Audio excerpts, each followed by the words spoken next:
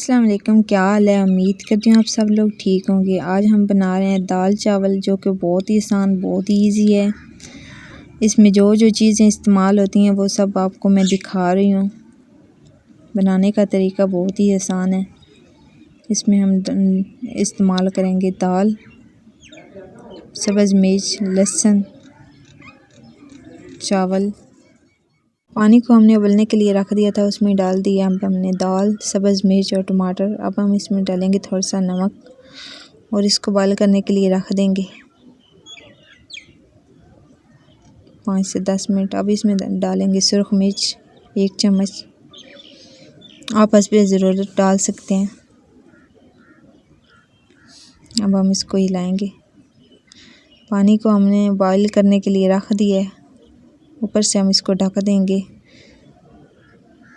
आप देख सकते हैं माशाल्लाह किस तरह पानी बॉयल हो गया है। अब हम इसमें डालेंगे चावल। चावल को हमने साफ़ करके अच्छी तरह धो लिया था। इसमें अब हम एक दफ़ा चम्मच हिलाएंगे।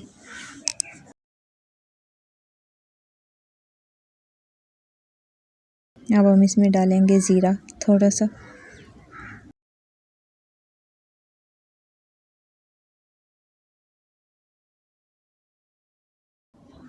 माशाल्लाह आप देख सकते हैं दाल हमारी तैयार होने पे आ रही है।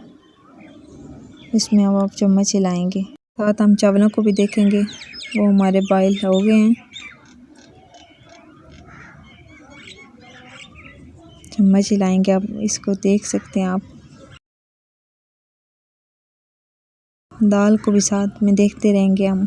अब इसमें डालेंगे नमक हस्बे ज़रूरत। अब हम इसमें डालेंगे थोड़ा सा ऑयल को थोड़ा सा हम गरम कर लेंगे।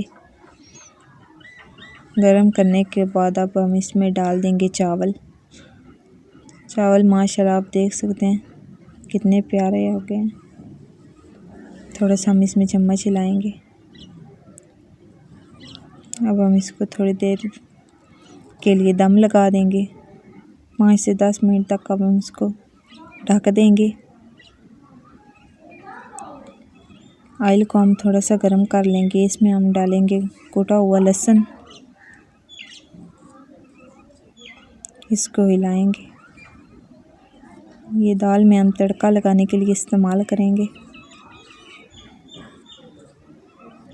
तड़का लगाने से बहुत ही अच्छी खुशबू होती है।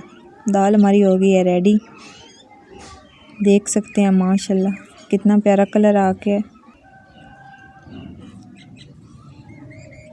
माशाल्लाह कितना खूबसूरत नज़र आ रहा है।